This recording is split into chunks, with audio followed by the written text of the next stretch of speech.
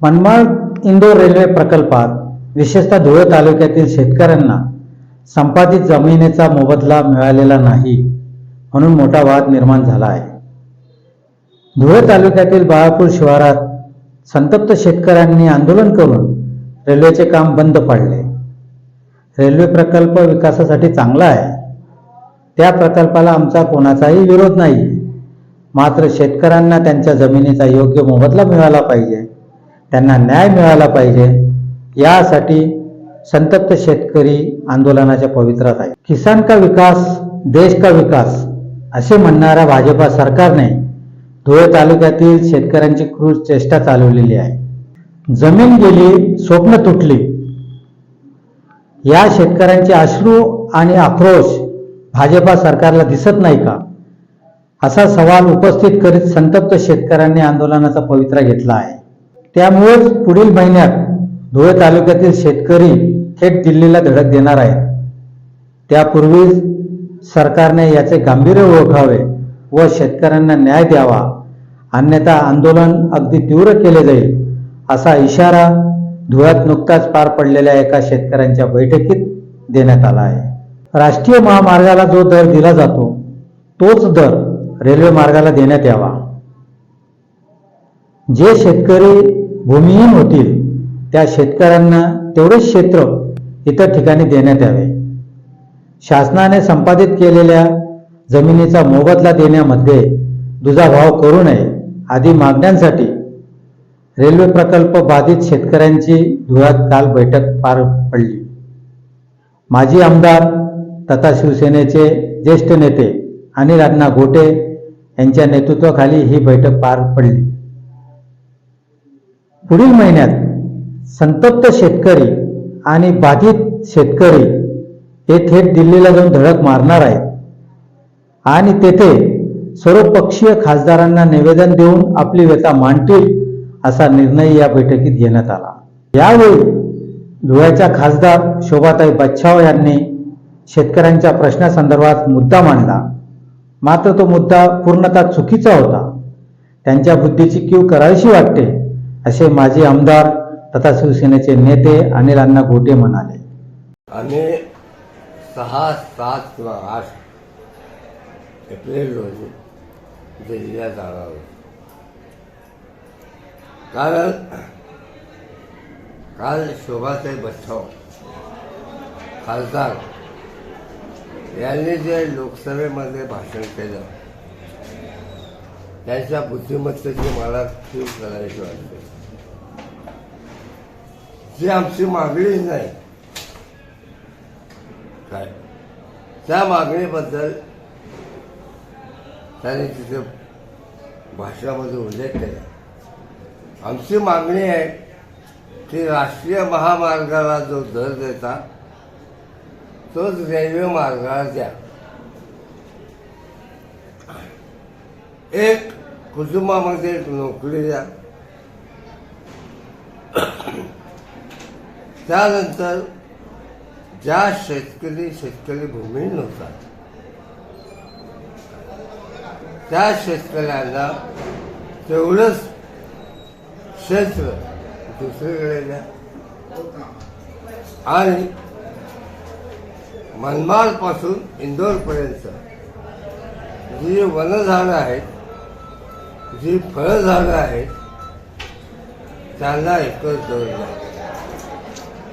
इथे घरचालला एका शेतकऱ्याला एका आंब्याच्या झाडाला 46,000 दिले, 46,000 आणि अनिल पाटलाच्या आंब्याच्या झाडाला 400 रुपये दिले।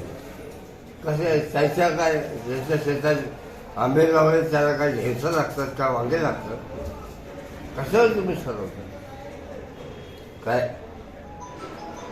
ही जी या प्रमुख मागण्या आहेत त्याचा शोभाताई बच्छाव यांनी कुठे उल्लेख केलेला आहे।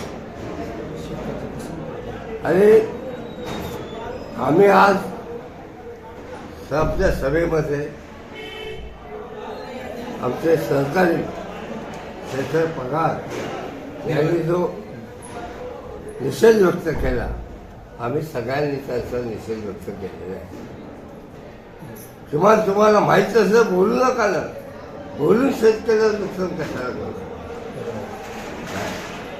अर्थात सरकारने त्यांना काही गांभीर्याने घेतलं नाही, पण त्याचं उत्तरच दिलं नाही. त्या सभेच्या लोकसभेच्या अध्यक्षांनी please look into the matter म्हणून सांगितलं नाही काय. त्यामुळे त्याचा आम्हाला काय फायदा नाही. आम्ही दिल्लीला सर्व पक्षाच्या खासदारांना विनंती करणार आहोत की हा एक गंभीर प्रश्न आहे काय.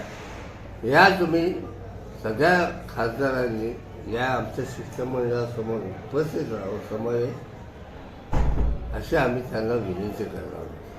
रेल्वे प्रकल्प बाधित असलेल्या शेतकऱ्यांच्या प्रश्नासंदर्भात उदासीनता दाखवणारे धुळे जिल्ह्याचे पालकमंत्री जयकुमार रावल, धुळे शहराचे आमदार अनुप अग्रवाल, धुळे ग्रामीणचे आमदार रामदादा भदाने यांचा निषेध करीत त्यांच्या बंगल्यावर जाऊन आंदोलन करण्याचा निर्णय या बैठकीत घेण्यात आला. तसा इशाराही एका शेतकऱ्याने दिला आहे.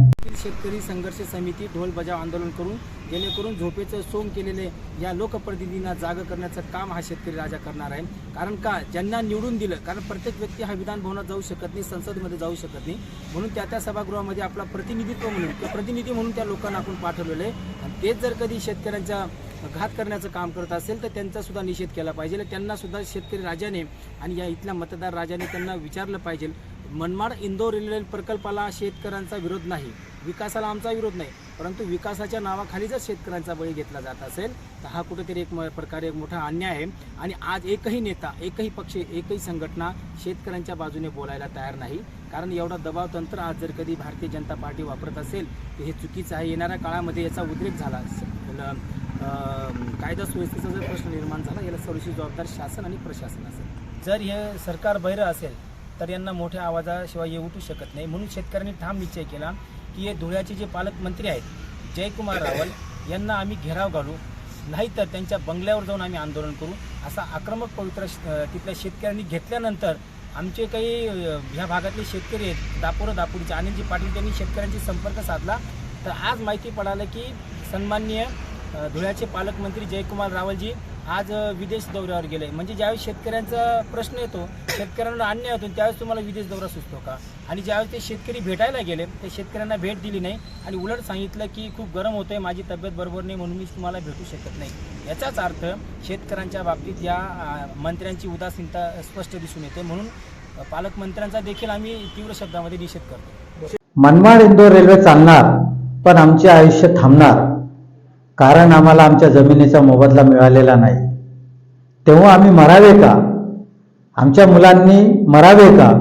असा संतप्त सवालही एका शेतकऱ्याने उपस्थित केला आहे. सरकारले मान्य करण्यास परतीन मी देवाजी संतोषारे मेवनारा से लिस्ट नोटीस भारती पवारले दिलेल छे आणि मी सांगेल छे मी आठेच मरसू, मी रेल्वे जाऊ देणार नाही. रेल्वे जाऊ दिसूत आमच्या सर्व मागण्या पुऱ्या करच्यात तरच एक पोरगा नोकरी लावायला पाहिजे. आणि ती 400 फूट जागा जी घ्यायची ती त्याची 100 वर्ष ना काळणी जमीन आज आरेकर राहणार, त्या आमना शेतकरी नुकसान कर राहणार, ती नुकसान आम्ही होऊ देणार नाही. रेल्वे जाऊ दिसतो पण जागा ती कमी करा ना तुम्ही. मी लासनगाव गो तर ती 100 फूट मध्ये 3 रेल्वे चालतीस आणि आता आमना मान 200 फूट 400 फूट घेत. हे काय कारण शे? आमले शेतकरी मारणे घाला ना, आमना लेकरो पोरो बुक्या तिच्या आम्ही भूमी म्हणून जाऊत कुठे? आमले रावायला गरज राहणार नाही. तरी शेड उपटाय जात, तरी कांदा चाळ उपटाय जात, तरी येर बुंजाय जात, घर जात, शेत तळाव जात, फळबागा जातात, सर्व ठिबक जातीस. या शेतकऱ्यांनी काय कारण त्याच्या मला इकडे फिराय घ्या त्या म्हणतात आज तिरपी जावायला पाहिजे. कशी काय तिरपी जाई? त्या मान्य करतात नाही. त्या मोजणीतल्या दाडात मी एक दिवस फिरायात, मी त्याच्यावर काठीगी जाऊन दगडगी जाऊन त्यासले मी वापस काय तिरोजपासून वनात नाही. हाते दम देतस पोलीस गाडी डिपार्टमेंट ही यासले ठेजू हक्कबंदे मोजणी करू. हक्कबंदे कस काय मोजणी करशात? हातीवरी नावेला घेतात तलाठी तहसीलदार परांतनी आमच्या पुस्तकाला घ्यात गावातून 7-12 खाते उतारा आणि त्यासनी तटे नावाला घेतात. आमले विचारे नाही, मिटिंग घेतली नाही आणि आमले काही त्यासनी चान्सेस दिला नाही. 3 महिन्यापासून शेखर दादा अन्न आज धुळ्यानं अन्न लढी राहणार. आम्ही लढल्यावर मी ते पहिला दिवसपासून लढी राहिलो. मी मरायला तयार छे, इंग्रेज पिवायला तयार छे, जेलात जावायला तयार छे, पण त्यासले सोडणार नाही. आमना सर्व शेतकरीना मनमाड पासून ते रेल्वे इंदूर पर्यंत जायपर्यंत एकही शेतकरीले आम्ही दर जो 80-90 लाख रुपये एकरी शे त्यांना प्रमाणे 1.5 कोटी रुपये एकरना एक कोऱ्या नोकरीला लावाना आणि ती जमीन कमी करानी हे आश्वासन पुरं करे सरकार, तरच आम्ही जाऊ दिसू, नाही तर आम्ही रेल्वे दंगाल करसूत. धुळ्याच्या खासदार शोभाताई बच्चाव यांनी लोकसभेत निवेदन केले.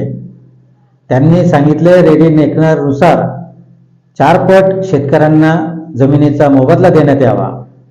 मात्र ती मागणी आमची नाहीच आहे. आमची मागणी अशी आहे, बाजारभावाप्रमाणे आमच्या शेतीला मोबदला देण्यात यावा, नुकसान भरपाई देण्यात यावी, असे एका शेतकऱ्याने सांगितले. मनमाड ते इंदोर रेल्वे संपादित शेतकरी रास्त मागणी करत आहे की नॅशनल हायवे प्रमाणे आम्हाला पैसे मिळावेत आणि कुटुंबातील एका व्यक्तीला नोकरी मिळावी, ही शेतकऱ्यांची प्रामुख्याने मागणी आहे. आणि शेतकरी काही वेगळं मागत नाही आहे. शेतकरी जे यापूर्वी दिलेले आहे तेच मागतायत. शेतकऱ्यांना हा घोर अन्याय आहे. 4 ते 5 लाख रुपये एकरी फक्त शेतकऱ्यांना मिळत आहेत. दुर्दैव हे आमचं आहे की आम्ही संपूर्ण आमदार, खासदार, पालकमंत्री यांना वारंवार निवेदन दिले आणि त्यांनी सांगितलं 1 महिन्यात करतो, 8 दिवसात करतो, 4 दिवसात करतो. शासन कोणत्याही प्रकारे शेतकऱ्यांची दखल घेत नाही. हे दुर्दैव आहे आमचं. आणि आम्ही विरोधी पक्ष असलेले शोभाताई बच्चाव यांनाही निवेदन दिलं. त्यांनी सुद्धा लोकसभेत त्यांचं जे काही निवेदन झालं आहे ते अतिशय चुकीचं आहे. त्याचं कारण असं की त्यांनी रेडिनेटरच्या 4 ते 5 पट रक्कम सांगितली. रेडिनेटरचा दर हा एकरी 1.5 लाख रुपये आहे. 5 ते 6 लाख रुपये आम्हाला आशेवित कलेक्टर देत आहेत. मग शोभा बच्चाव मॅडम आमच्यासाठी काय करतायत? अतिशय दुर्दैवी. मी एकच सांगेल की 5 ते 6 लाख रुपये एकर जर ते दर सांगत असतील तर त्यांच्याकडे जेवढी शेती असेल तेवढी शेतकरी आमचे घ्यायला तयार आहेत. हे दुर्दैव आहे. बरेचसे शेतकरी भूमिहीन होत आहेत. अतिशय शोकांतिका आहे. शेतकऱ्यांबाबतीत शासन दखल घेत नाही, हे आमचं दुर्दैव आहे. आम्ही शेतकऱ्यांसाठी जागे आहोत. काळजी करू नका, तुम्हाला आम्ही योग्य मोबदला देऊ, असं कोणत्याही मंत्र्याच्या तोंडून किंवा आमदार खासदारांच्या तोंडून निघालं नाही. हे दुर्दैव आहे. मित्रांनो, हे जरी आज दुर्दैव असेल पण येणारा काळ त्यांना नक्कीच धडा शिकेल अशी मला खात्री आहे. जोपर्यंत या शेतकऱ्याच्या मागण्या मान्य होत नाही तोपर्यंत रेल्वे मार्गाला ते जमिनी संपादित करता येणार नाही. जोपर्यंत आमच्या शेतकऱ्यांच्या मागण्या स्टार्ट टू एंड या पॉईंटपर्यंत मागणी होत नाही तोपर्यंत आम्ही मागे हटणार नाही. या लढ्याकरिता आम्हाला जर दिल्लीला जाण्याची वेळ आली तरी आम्ही दिल्लीला धडक देऊ आणि शेतकऱ्यांच्या मागण्या आम्ही मान्य करून घेऊ, असा आमचा लोकशाही धडक मोर्चातर्फे ठाम निर्धार झालेला आहे. आणि आज दादांच्या म्हणण्याप्रमाणे, अण्णांच्या म्हणण्याप्रमाणे आज साधारण 1000 ते 800 शेतकरी या ठिकाणी जमलेले होते. हा लढा आता भविष्यात तीव्र होईल. पहिले अगोदर 1989चा कायदा होता, त्यानंतर 2008चा कायदा झाला. 2008च्या कायद्यानुसार गुजरात या ठिकाणी रेल्वेचं अधिग्रहण चालू होतं. या ठिकाणी बीजेपीचे जे काही कार्यकर्ते होते त्यांनी त्या ठिकाणी आंदोलन केलं. आंदोलन करत असताना काँग्रेस सरकारने 2008चा कायदा काँग्रेस सरकारने तयार केला. परत 2013चा जो कायदा आहे तोही काँग्रेस सरकारनेच तयार केला. गुजरातला आंदोलन झालं, 2013चा कायदा तिथे पारित झाला आणि त्यानंतर महाराष्ट्रामध्ये आता इंदोर मनमाड रेल्वेचे अधिग्रहण झालं. त्या ठिकाणची नोटिफिकेशन आहे 2013चंच काढणं गरजेचं होतं, पण या शासनाने 2008चं त्या ठिकाणी नोटिफिकेशन काढलं. म्हणून मी शासनाला विनंती करतो की आमच्यावरती असा अन्याय का? ठिकाणी शेतकऱ्यांची जमीन जाऊन सुनी फडणवीस साहेब एक शब्द सुद्धा अधिवेशनामध्ये बोलले नाहीत. या ठिकाणी पालकमंत्र्यांनी सुद्धा या ठिकाणी एक शब्द बोलले नाही. या ठिकाणी आमदार राम भदाने यांनी सुद्धा एक शब्द या ठिकाणी बोललेला नाही. यामुळे आम्ही या ठिकाणी तीव्र शब्दात या ठिकाणी निषेध करतो, आमदाराचा, खासदाराचा आणि पालकमंत्र्याचा. शेतकरी हे मतदाता आहेत. शेतकऱ्यांवरच कोणतंही सरकार बसू शकतं, कोणतंही शासन बसू शकतं. ते जिल्हा परिषद असो, पंचायत समिती असो, राज्य सरकार असो, लोकसभा असो, आणि शेतकरीच त्यांना पाडू शकतो. एवढी दखल त्या लोकांनी जर घेतली नाही, आमची जर आम्हाला न्याय मिळाला नाही, त्यांना आम्ही जिल्हा परिषद पंचायत समितीमध्ये आम्ही निवडू देणार नाही. सर्व शेतकरी मिळून आम्ही अशी शपथ घेऊ की हे जर आम्हाला शेतकऱ्यांना न्याय देऊ शकत नसेल तर यांना 10-10 वर्ष जिल्हा परिषद पंचायत समिती देऊन उपयोग काय? त्याच्यामुळे आम्ही त्या जिल्हा परिषद पंचायत समितीच्या इलेक्शनावर सुद्धा बहिष्कार टाकून आम्ही त्यांना धडा शिकवल्याशिवाय राहणार नाही. रेल्वे प्रकल्प बाधित धुळे तालुक्यातील शेतकरी पुढील महिन्यात दिल्लीला धडक देणार आहेत. त्या ठिकाणी ते सर्वपक्षीय खासदारांना निवेदन देऊन आपली व्यथा मांडणार आहेत. या व्यथा मांडल्यानंतरही शेतकऱ्यांचे प्रश्न सुटले नाहीत तर तीव्र स्वरूपाचे आंदोलन केले जाईल असा इशारा या शेतकऱ्यांनी दिला आहे.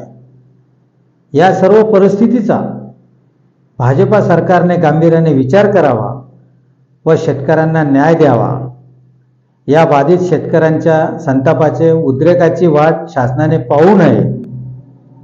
जोपर्यंत लिखित मोबदला संदर्भात मिळत नाही तोपर्यंत शेतकरी आपले आंदोलन मागे घेणार नाहीत. वेळप्रसंगी कोर्टातही जाऊ असा खणखणीत इशाराही या संतप्त झालेल्या शेतकऱ्यांनी या बैठकीच्या वेळी दिला आहे.